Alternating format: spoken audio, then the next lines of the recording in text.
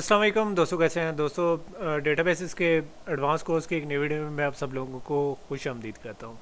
दोस्तों, जैसा कि हम पिछली चंद वीडियो से रिलेशनल डेटाबेसेस पर बात कर रहे हैं, तो लास्ट वीडियो में हमने बात की थी टेबल्स की या रिलेशंस की, रिलेशनल डेटा मॉडल्स की। तो उसके अंदर मैंने जिक्र किया था प्राइमरी की का। ठीक है, तो आज जो हमारा टॉपिक है उसी से रिलेटेड है, यानी कीज़ पर है कि व्हाट आर कीज़। ठीक है, तो उससे पहले हम लास्ट वीडियो में जब मैं बात कर रहा था प्राइमरी की क्या होती है, तो मैंने आप लोगों को बताया था कि हर टेबल की एक प्राइमरी की होती है। तो प्राइमरी की क्या थी?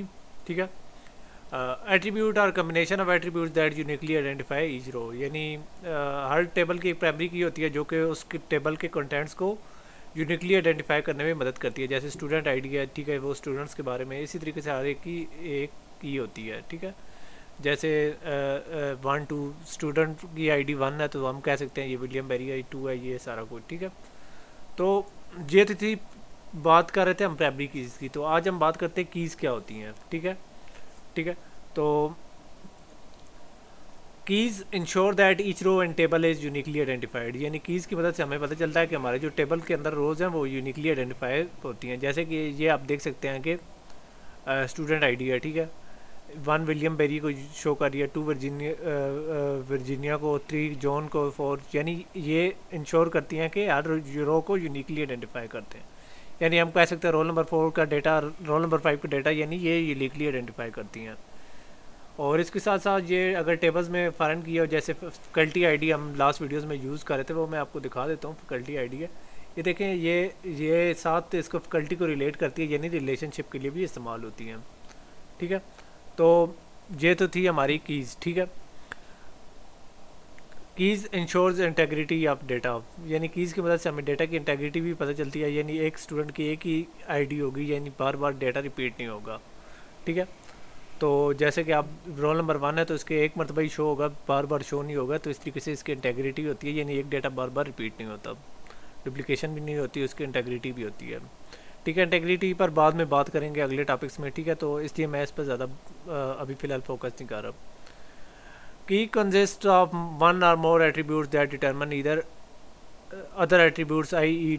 That is determination.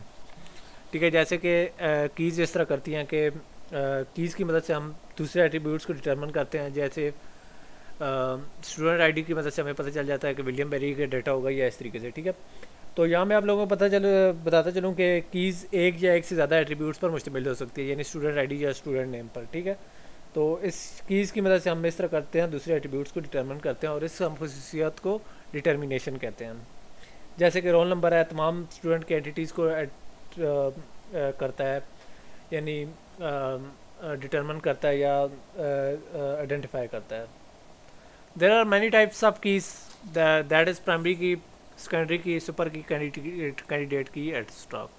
यानी बहुत सारे किस्म की कैंडिडेट कीज़ होती हैं। ठीक है, प्राइमरी की जैसा कि हमने लास्ट वीडियो में बात कर रहे हैं, उसके अलावा सेकेंडरी कीज़ होती हैं, सुपर कीज़ हैं, कैंडिडेट कीज़ वगैरह वगैरह, ये सारी कीज़ होती हैं।